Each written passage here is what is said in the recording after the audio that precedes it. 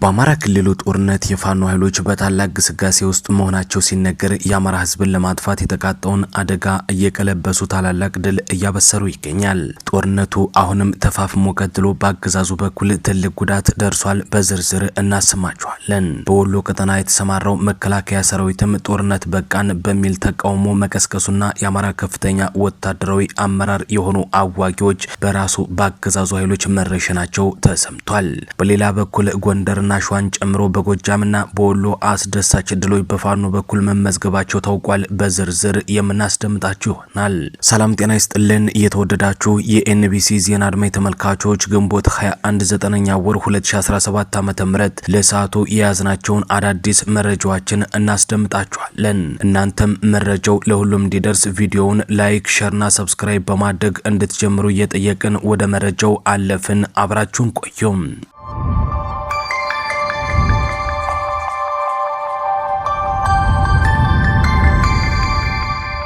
የአማራ ክልሉ የህልውና ትግል ቀጥሎ በጎጃም ቀጠና ወደ ልምታን የተንቀሳቀሰው ያገዛዙ የጦር ሰራዊት በአማራ ፋኖ ብሔራዊ ኃይል ተደመሰሰ። እንደ ምንጫችን ገለጻ የአማራ ፋኖ ብሔራዊ ኃይል በጎጃም የጎጃም አገው ምድር ክፍለ ጦር ባቸፈር ወንድዬ በፈጸመው ተጋድሎ ነው ያገዛዙ ወታደሮች ላይ ከባድ ጥቃት መሰንዘሩ የታወቀ።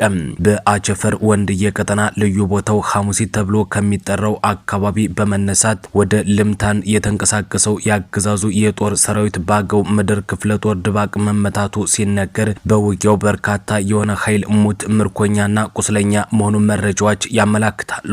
ምንጫችን እንደነገሩን በዚህ ቀጠና ሰራዊቱን እየመራ ተንቀሳቅሷል የተባለ የመቶ አለቃ ማዕረግ ያለው አዋጊ መደምሰሱ ነው የተረጋገጠ።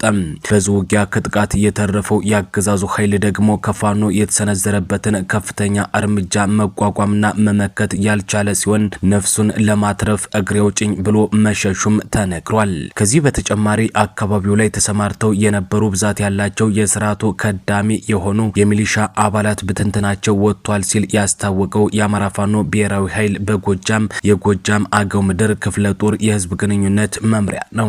የአማራ ፋኖ ብሔራዊ ኃይል አፋብኃ በጎንደር አንበሳሜ ወረዳ አርብ ገበያ ላይም ሰፍሮ በነበረው ያገዛዙ የጦር ሰራዊት ላይ ከፍተኛ ጉዳት ማድረሱ ነው የተነገረ። በአንበሳሜ ወረዳ አርብ ገበያ ከተማ ውስጥ መሽጎ የነበረው ያገዛዙ የጦር ሰራዊት በስቴ ዴንሳ ብርጌድ፣ በመቅደላ አምባ ብርጌድ እንዲሁም በቴዎድሮስ ብርጌድና በሌሎች አጋር ኃይሎች አይቀጡ ቅጣት መቀጣቱ ነው የታወቀ።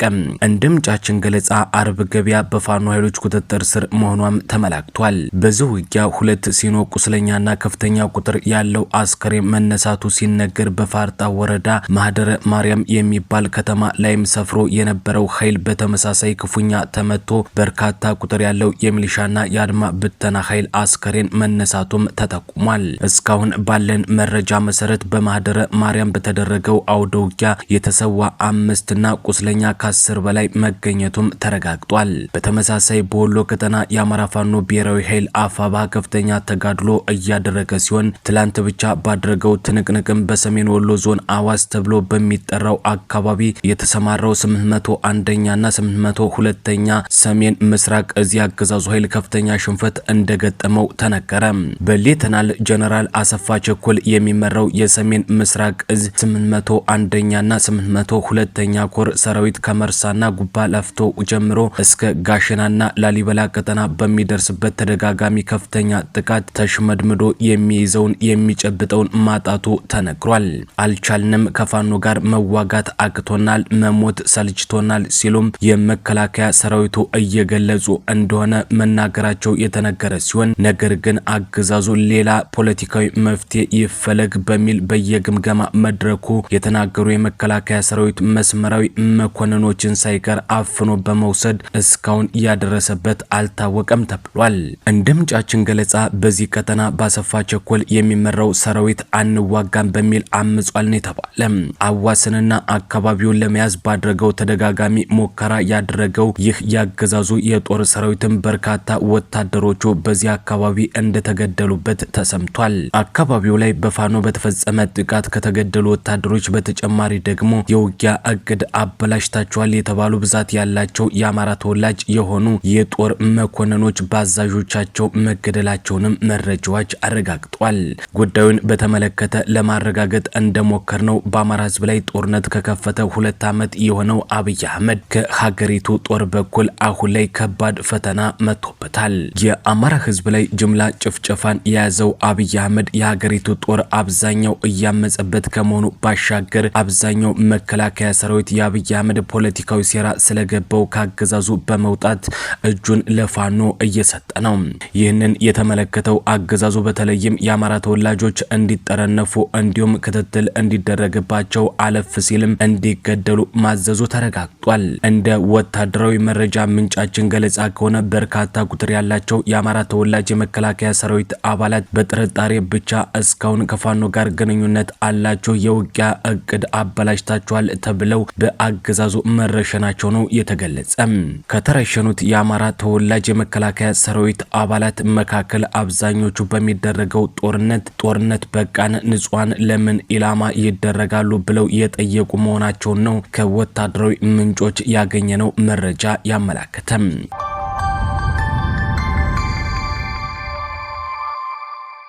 ይህ በእንዲህ እንዳለ አገዛዙ በገንዘብ አታሎ የወሰዳቸውን ወጣቶች መረሸኑም ታወቀ።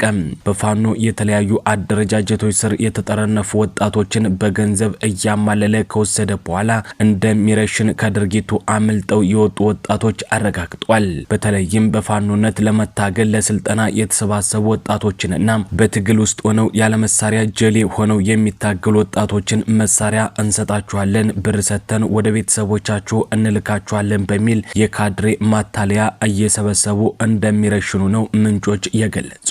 ከቀናት በፊት አንድ ያገዛዙ ወታደራዊ አመራር ለቅርብ ወዳጁ ስለ ድርጊቱ አፈጻጸም ተናግሯል የተባለ ሲሆን በንግግሩም በቅርቡ ካገዛዙ ካምፕ አመልጠው ፋኖን የተቀላቀሉ ወጣቶችም ከርሸና አመልጠው እንደመጡ ተናግሯል።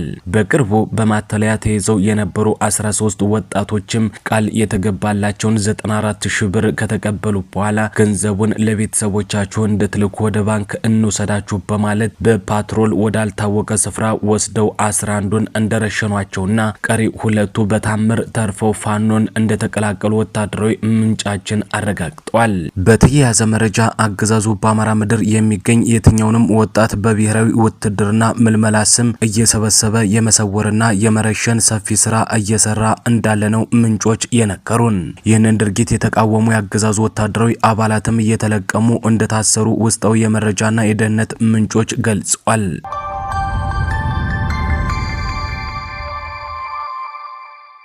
በሌላ በኩል ደግሞ የ130 ሚሊዮን ህዝብ አገሯ ኢትዮጵያ በከዳተኛው መከላከያና በአገዛዙ ውርደት እየደረሰባት መሆኑ ተገለጸ።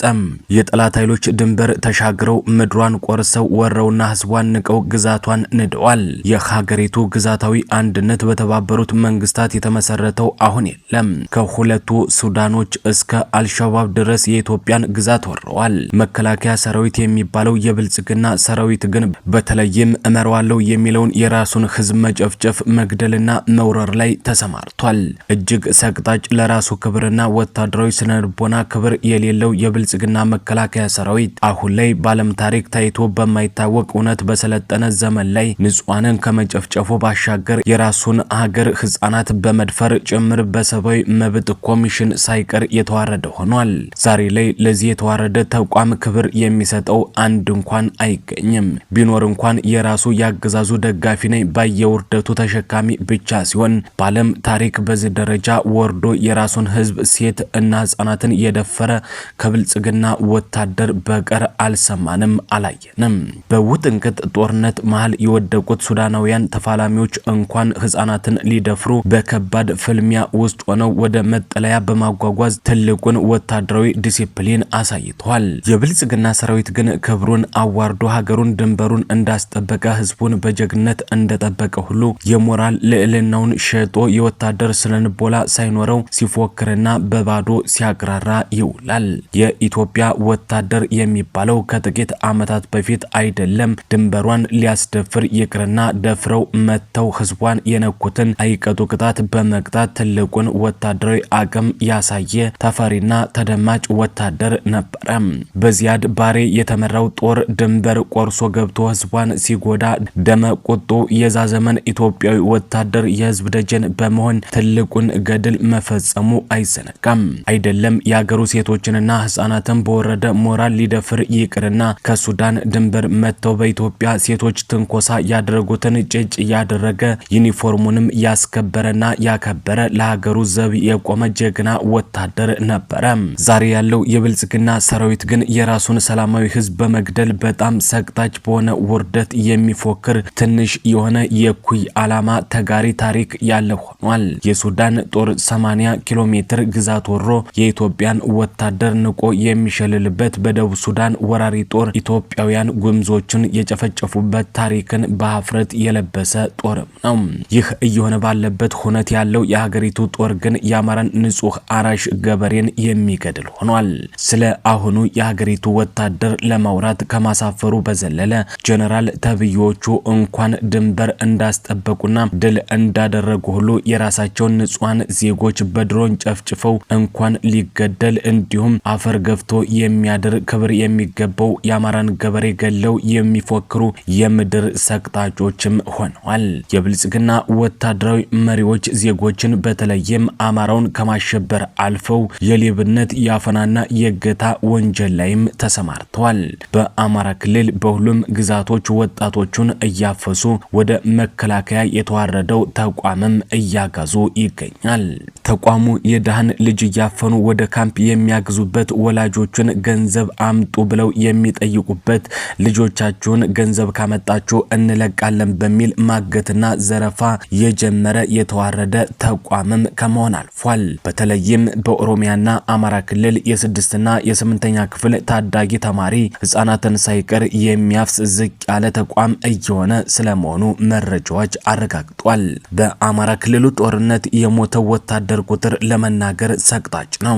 የደሃን ልጅ እያፈሰ በየጥሻው የራሱን ሀገር ህዝብ እንዲወር ያደረገው ተቋም በብዙ የሀገሪቱ ክፍል የታጠቁ ኃይሎች ጋር በመላተም የደሃ ልጅ እንደ ቆሎ እንዲረግፍም ምክንያት ሆኗል። በመቶ ሺዎች የሚቆጠር የደሃ ልጅ በአማራና ኦሮሚያ ክልል ብቻ አልቀዋል። በተጨማሪም የልጆቻቸውን መርዶ ባለመናገር እርም የሚበላ ተቋምም መከላከያ ሰራዊት ተቋም ሆኗል። ህፃናትን ከመድፈር እናቶችን ከመግደል ገበሬን ከመጨፍጨፍ አልፎ ዛሬ ደግሞ ህፃናትን ለውትድርና አፋሽና ገንዘብ ለቃሚም ሆኗል።